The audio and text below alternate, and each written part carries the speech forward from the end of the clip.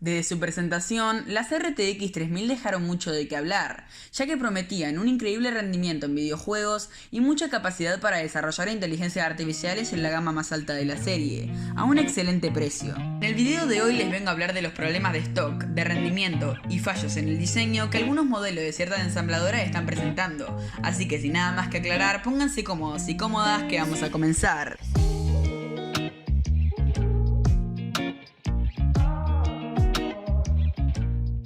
Presentación de Nvidia se nos dijo que estas nuevas gráficas rendirían muchísimo. Se anunció el DLSS 3.0 que promete altas resoluciones sin cargar tanto la GPU. Dijeron que una 3070 podía rendir igual que una 2080 Ti, que una 3080 iba a entregar 4K 60 fotogramas por segundo con Ray Tracing activado y la 3090 8K activando el DLSS. Tiempo después, cuando empezamos a ver los primeros benchmarks y pruebas de rendimiento, nos dimos cuenta de que no era tan así y solo daban aquel rendimiento en ciertos sectores. Pero ojo, con esto no quiero decir que las gráficas no sean una auténtica locura. Es más, lo son y sacan tasas de FPS altísimas en algunos videojuegos.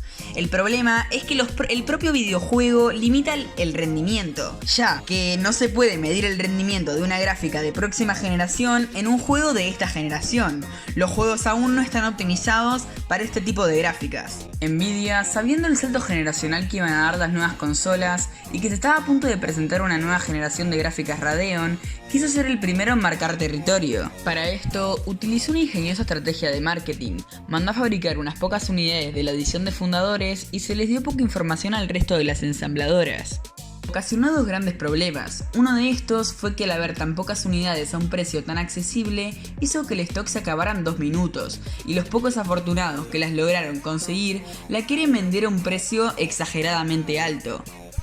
Este primer problema, Nvidia lo pudo predecir, y lo hizo relativamente a propósito, pero para comprender el segundo problema, debemos saber que Nvidia tiene contrato de exclusividad con algunas marcas, como por ejemplo MSI, las cuales ensamblan algunas tarjetas gráficas. Lo que hace Nvidia es venderle el chip gráfico, la GPU, la unidad de procesamiento de la tarjeta gráfica, y lo que hacen las ensambladoras es construir el resto de la gráfica.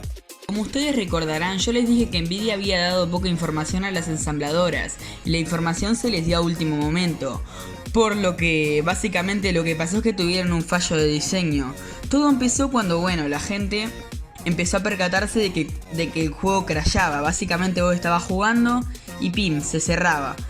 Nadie sabía por qué sucedía hasta que se dieron cuenta de que era a partir de los 2000 MHz. Cuando la gráfica alcanzaba determinada frecuencia, pim, se crashaba el juego. Es decir, 2000 MHz y abajo. ¿Por qué pasaba esto?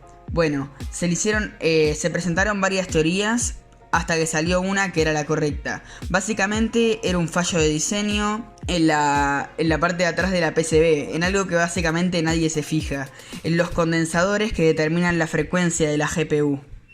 Nvidia no le dio mucha información a las ensambladoras, ya que no quería que se filtrara nada, pero lo que sí dijo con mucha anticipación es que se podían usar dos tipos de condensadores, los MLCCs y los SPCAPs.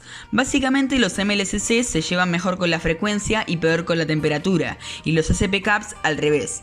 Entonces, básicamente, algunas ensambladoras optaron por poner SPCAPs en su totalidad, así que eso produjo que a partir de los 2000 MHz crashara el juego.